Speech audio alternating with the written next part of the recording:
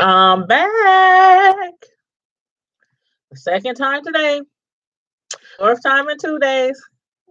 Come on in, come on in, have a seat so we can discuss the latest episode of Love Is.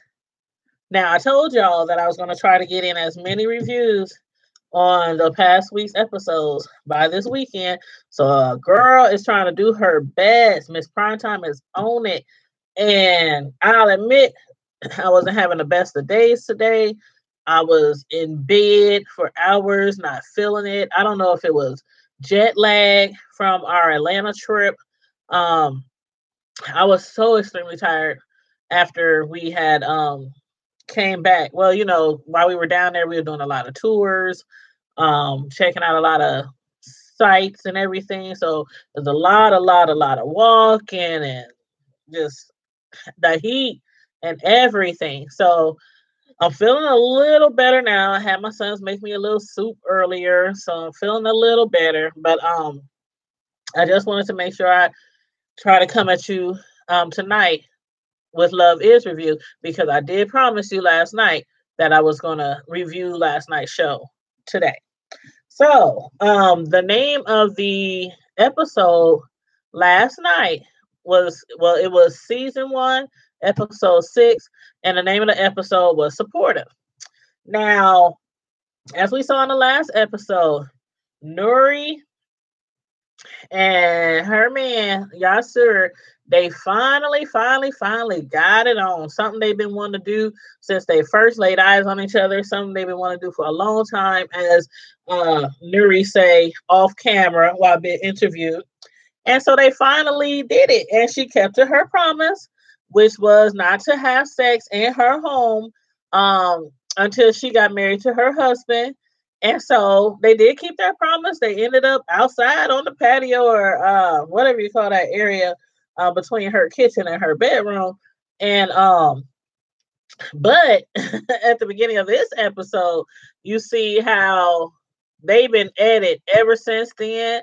She can't hold back. He can't hold back. I'm sorry. I always got hair in my face. It be sticking to my lip gloss. Mwah. My lip gloss be popping. Anywho, so um they can't hold back. They're going at it like rabbits, and it's inside the house this time. And she broke her rule, but she's like, I'm sorry. You know what? I'm sorry. Mm, this man is too much, too much. Can't keep her hands off of him, y'all. Can't keep her hands off, and he likewise can't keep his hands off of her either. So they're having a good old time, and she gets up and is getting ready for work and everything. And he sees her getting dressed and everything. And he's like, you know what? I think you should dress a little differently today. And I'm thinking he's going to get up, pull out all these clothes, give her some kind of nice ensemble, some nice little get up, so she can look real nice, real, professional. I don't know. He tells her that same nightgown or negligee you got on, that's what you need to wear to work with no bra and just put a t-shirt under it. And so she's looking at him skeptical, like, huh, what? You want me to go to work in my negligee? And I don't know what on earth, besides him being as sexy and fine as chocolate as he is, convince her to listen to him and wear her negligee to work. Now, she did put a t-shirt under it, but as you saw, as soon as she got to work, everything was showing through his shirt. All the guys was looking at her and eyeing her up and down. Her friends was making fun of her and teasing her. Angela was like, you know what? I knew Victoria had a secret, but I didn't think she wanted everybody at work to know that secret. And so Nori was like, oh my gosh, you know what? He just, made suggestions on my wardrobe today. And Angela's like, nope, he's being controlling. That's all about control. And Nori's like, no, he was just making a suggestion. She defended her man. And then she realizes that she's running late for her meeting with Norman and Angela. So she hurries up and runs off to the wardrobe and gets a jacket and covers herself up. But she still ends up being late. And Norman threatens her, you keep getting these tardies, you're going to end up fired. You got I think he said she got four more tardies to go. So they're up there and they're discussing, the Marvin show and everything. And Norman, he lets them on that he's going to give Angela two scripts because it's guaranteed in her contract. And she has the option of giving one to Nuri or either working on the scripts together with Nuri. So Nuri just automatically assumes that, this is going to be a good thing. She gets to work with Angela. She gets to show and prove her skills and everything. And everybody would be able to trust her with some scripts. But lo and behold, Angela, she had another thing coming. She basically told Neri, you know what? I understand they need more Black people as writers and working together, in this field, but I don't want you writing with me. And she hurts Nori's feelings. And Nori was like, you know what? What's going on here? You're supposed to be my friend. And she tells her, you know what? We are friends. We cool. But this is business. It's just business. I do not want you as my writing partner. So while working on the script for the show Marvin, Nori, they teasing her, talking about, you know what? The guys are like, man, something about you. You just look different. She's just glowing and, she she came to work in some negligee. So they're like, something about you is just different. And she just bursts out, I got a man. I got a boyfriend. And so they just assumed that it was Keith, not knowing that Keith is supposedly gay because that's what he admitted to Nuri on the ski trip after he tried to get in her underwear and she turned him down. Then he told her that, he's been in love with his ski partner, Todd, and, told him that he's gay. So she's like, you know what, Keith, we're not dating. I have a man. His name is Yusur.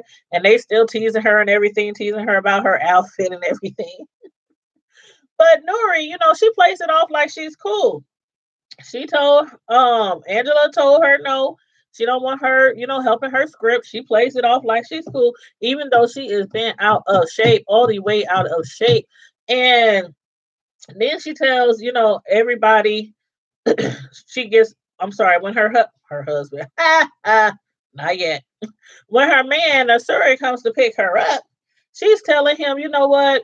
She's basically upset because everybody was teasing her, making fun of her. She came to work basically naked, in some lingerie and some chucks. Like, she could at least put on some decent shoes, but she came in with some chucks and some lingerie.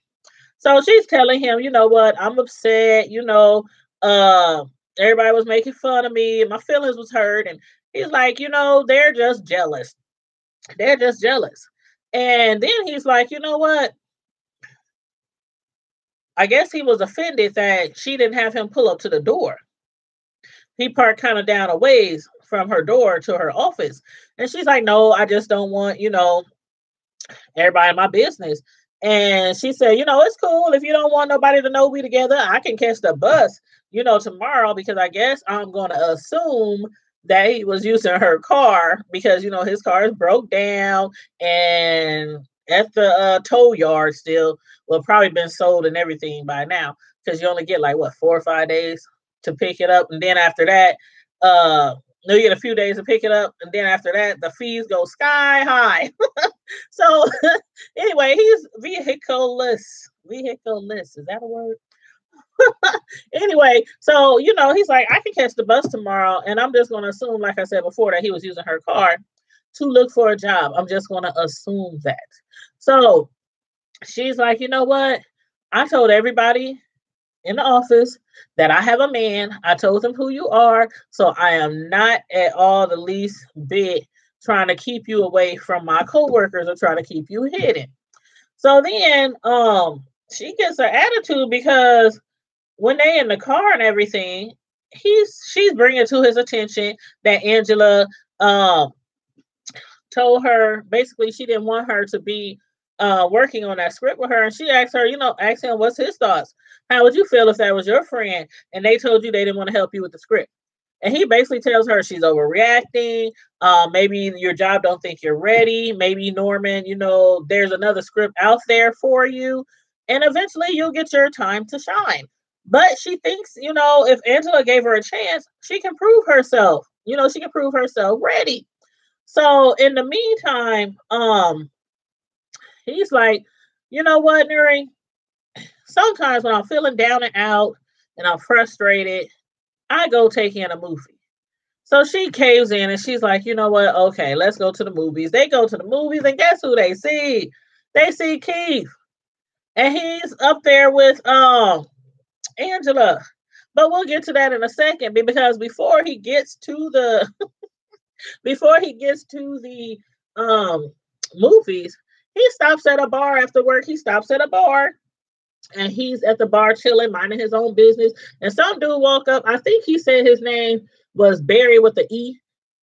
I know I'm getting old and my hearing might be going bad every now and then, but I think that's what he said. I had to rewind it like 2-3 times because I'm like, what did he say? Barry with the E, and he said his mom named him after her pet parrot or favorite toy parrot. I don't know, but anyway, I think his name is Barry. And they're up there, they're chopping it up, and Barry's trying to feel him out. Keith is trying to feel him out. Barry, I think automatically when he sat down, or maybe saw him from the distance, I think he was like, oh yeah, I think I want to talk to him, because he probably sensed, they say gay people, men and women, homosexuals, they can spot out somebody who's also gay. So I'm thinking that maybe, he sensed that from across the room, sat down and talked to him, because he immediately was just kind of like drawn into him, or trying to draw Keith into him. So they're up there having small talk and everything.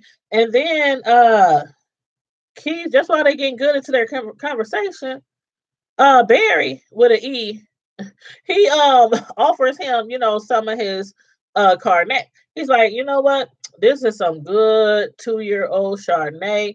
I think you should try some. Would you like to try some? Now, who do you know when you first meet somebody at a club, at a bar, at somebody's house that you never met before in your life? Who do you know offers some stranger some of their drink? Like, I'm not drinking after you. And I think, it was meant to be that Angela, she just pops out of nowhere. She's like, Keith, and he looks around and he's like, Angela? And she just happened to pop out of nowhere, because you know what? Why I say I think that was a good thing, and possibly a blessing that Angela popped out of nowhere, because that man, I don't know, but I sensed something. Usually my senses are spot on, honey. And I sensed something. I sensed that he was up to no good. Now he trying to offer him a drink, some of his 2-year-old, Chardonnay, and don't know him from Adam. And I'm sorry, I'm just under the impression that maybe he had spiked that drink. Because if you pay close attention, go back and watch the show. Go back and watch the show and rewind it. And does it look like he's really drinking that liquor? Not to me. It didn't look like he was really drinking that liquor. So I think he was trying to get him drunk, get him some kind of date rape drug or something, spike his drink, something, so he can take him back to the telly, or take him around a corner in the alley, or somewhere where, nothing good was going to come out from it. But anywho, maybe they'll go into more detail about this guy down the line. If I'm wrong, I admit I'm wrong, but that's what I think. So after that, Keith, the guy Barry, he gets up looking disappointed, just looking full of disappointment all in his face. That's another reason why I think that he was up to something. Because he was like, you know what, I'll let you go. Your friend can have my seat. And he just walked off. No, bye. No, can I get your number? No, do you come here often? Can I see you again? Nothing. He just got up with an attitude. So he gets up, Angela sits down, and they're discussing, work stuff, the script, you know, and he's like, you know what, I'm going to this movie. And, they decide to go together, and they get to the movies. And I guess they get there first. And later down in the movie, Angela, because of her talking through the movie, because it was one of those quiet um scene movies where the words just ran across the screen and no speaking, and Angela was just talking all through the movie. So I'm sorry, Nuri was just talking all during the movie. So Angela, she turns around, she's like irritated, what? Who is doing all that talking? And then Keith turns around and Nori's like, Angela? Keith? Then all of a sudden, right there, she just gets an attitude because she used to date Keith. And even though they never had sex, he says he's gay and everything, but there's a girl code. And Nuri just assumes that she's breaking the girl code. So, after the movie is over, her and Angela and Nuri, they go into the bathroom, and Nuri doesn't hide her feelings at all from Angela. Angela trying her best to prove that she is not trying to date Keith, but Nuri don't care. And then on top of that, Yashir gives Angela a hug when she tries to reach out to shake his hand, and he's like, "Oh no, I don't do hugs." And then he tells her she's beautiful. Now, I would have thought that Nuri would have been more upset about her man giving Angela a hug and then telling her she's beautiful, especially because of the fact that she's upset because it seemed like he's on, Angela's side when it comes to Nuri being upset about not being helped with the script. But instead, she's more upset about her possibly dating, Keith, since they showed up together. So they go into the bathroom and Nuri follows her and Angela's joking around, telling her, don't get mad. Y'all ain't together. You got your man. I might want to go skiing sometime with Keith. And Nuri, she's like, first of all, he really isn't a good skier. And in fact, he don't even like to ski. And I think right there she was taking a dig on him being gay because she was basically trying to say, without saying, that he does not like women and he don't know how to handle women and he don't know anything about women, but that's as far as she goes. And so Angela, she's like trying to ignore the fact that Nuri is in being a brat, having an attitude, and she tells her, you know what, I see why you dating your sir, he's a really cool guy. And Nori's like, yeah, he's really cool, and I guess I gotta keep you from him as well since you want to be dating exes. And Angela gets upset and she, tries to tell her again, I'm not breaking no girl code. She's doing everything she can to make Nuri believe her. Then she storms out, says she's too old for this, and, just tells her she's too old for this. And so after that, Angela, she comes out, snatches up Keith, drags him off, and you're sure automatically assumes that Nuri did something. This doesn't help the situation because she's still upset about the script, even though she's trying to act like she isn't, and she's upset about her being at the movies with Keith. So he assumes that Neri did something wrong. So once they're back at home, you're sure he's like, you still upset because she wants your ex? And Nori, I'm not upset that she wants my ex. I don't want him. And then she's like, he's still going in and trying to be funny and make jokes. And she's like, it wouldn't be funny if if she got HIV from Keith. And he's like, what you mean HIV? I'm lost, Nuri. What you mean? And she goes on to tell him that Keith is gay. Stereotyping the brother. Now we know a lot of men back in them days, who were gay, died of AIDS. Speaking of that, have you guys seen Pose? The last episode of the season, I believe, was the other day, but it just got confirmed for a season 2. If you have not watched that, it's a really good movie going into the lives of drags back then and trans life back then and how everybody is trying to fight the HIV battle and such and such and such and such.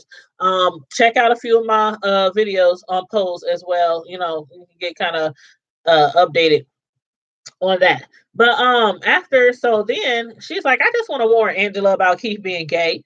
And you're sure it's like, first of all, that ain't your responsibility. That ain't your job. Why would you out that man like that? That's not your responsibility. If she wants to date Keith, let her date Keith. As a matter of fact, you just tripping about the script. And she's like, no, I'm not upset about the script. I'm just upset because I don't want her to get her feelings hurt, when she got all into Keith. And your sir is like, you know what? Just stay out of it. A real friend will not try to hurt another friend. And even if you tell Angela, you still be hurting Keith as well by outing him because obviously nobody knows that he's gay, not even Todd, the man that he's in love with, that he was on a ski trip with. So he convinces her not to say anything. She apologizes, for, being basically stereotyping, Keith and saying that he could give people AIDS. So now back at the office, Angela, she is trying to explain her script, and Marvin, he's not happy about it at all. He's not happy about the fact that she wants to make one of the characters' mother have contacted, cancer, and because he's like, this show's supposed to be funny, but I don't want nobody in there having cancer because that's not funny. That's whack.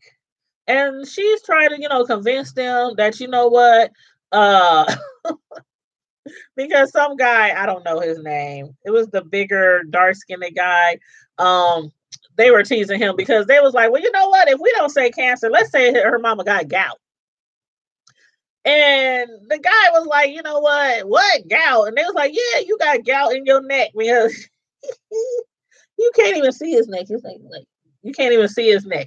But anyway, and she's like, no, how we going to do that? Because I already got in the script that she's going back home to Georgia to visit her mom. And then Nuri, even though she's upset about the situation with the script, the situation with Keith, she goes in on her defense. And she was like, you know what? I think that, you guys should choose cancer over gout. But in the end, they still, side with Marvin. And they go with the gout story instead. Now,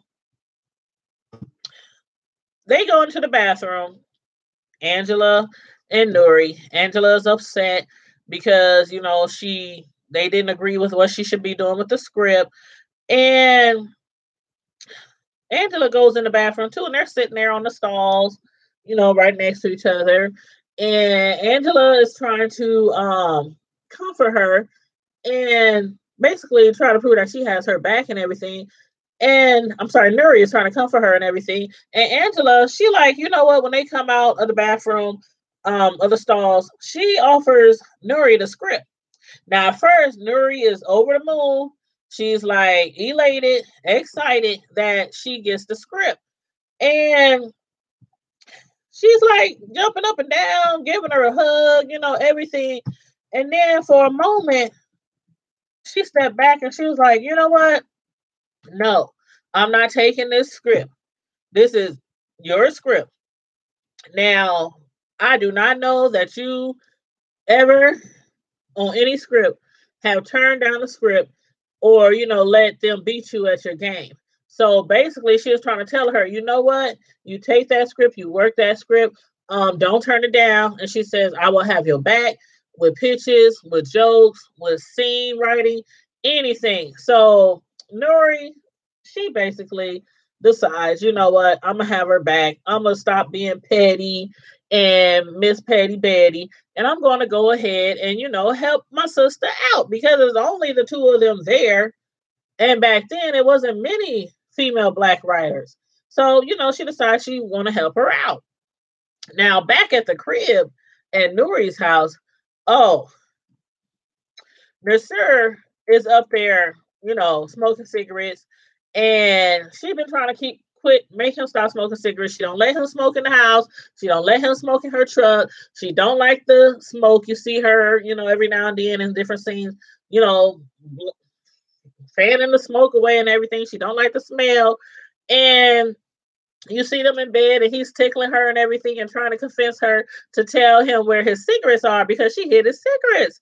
And I don't know if you ever did that for anybody you know, but I did that before with my dad when I was growing up. We used to hide his cigarettes and he used to get so pissed off till he finally, we never helped him find the cigarettes. He just either found them or he went and got some more, which is exactly what Yasira is like, you know what? Cool, I'll just go get some more. But Nuri, she's like so appreciative of this man and what he brings to the table. He still don't have a job. He don't have a car. He has nothing to offer to the household financially. But she still appreciate that all he's done for her, how he talked her, through when she was about to out Keith, and how he talked her through being upset about, when she was acting like a brat over the script. I mean, she was so upset with him because she felt like he wasn't on her side. So she wasn't talking to him for days. She would come home from work, not talk to him. The next day, come home from work, not talk to him. The next day, come home from work, not talk to him. So he was like, you know what? It's cool. It's cool. If you want me to go home, I can go home. I can stay, back there with Ruby. Speaking of which, I thought he was maybe that's why he be using the truck too, because he supposed to be at Ruby's actually for another 6 weeks to help her out since she had surgery, to help her out with her, you know, getting back, well and everything and her physical, getting back to her physical self and everything. So that could be why she's in the car anyway, but I don't know if Nuri knows that or if she approves. But anyway, moving right along. So he after he can't get the cigarettes from her, she tells him, you know what, I'm so appreciative of everything you've done for me, and I want to make a deal with you. I want to help you as well. You help me, and please continue helping me and helping me to be a better woman, not to be so bratty and be so petty and hold things in, you know and be a better friend. You keep continuing to do all that, and I promise I will help you stop smoking cigarettes.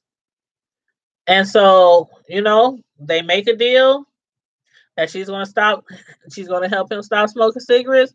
We'll see where this goes. Um, cigarettes. I used to smoke cigarettes 15 years. 15 years. I'm so glad I stopped because them things are nothing nice. They are bad for you. So I'm glad she's helping him not to smoke cigarettes anymore. And it seems like, like I said, I like you, sir, because he's a man's man, even though he's not bringing a whole lot to the table, like what most women would be like. Okay, first of all, we're not playing house. You're not staying here every night. You're not sleeping here every night. You might can come home or come over on the weekends. I might cook you dinner several times a week, but you need to take me out several times a week. And I don't mean McDonald's or IHOP.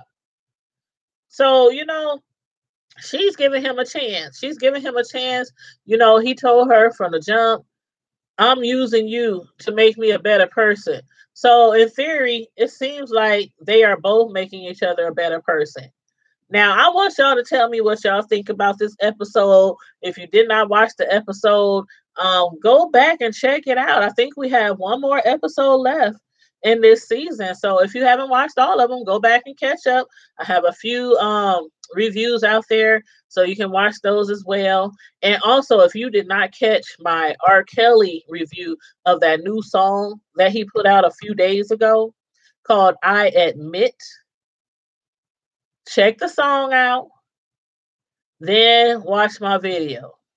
Hey, you can watch the video first, then check my song out, whichever one you prefer.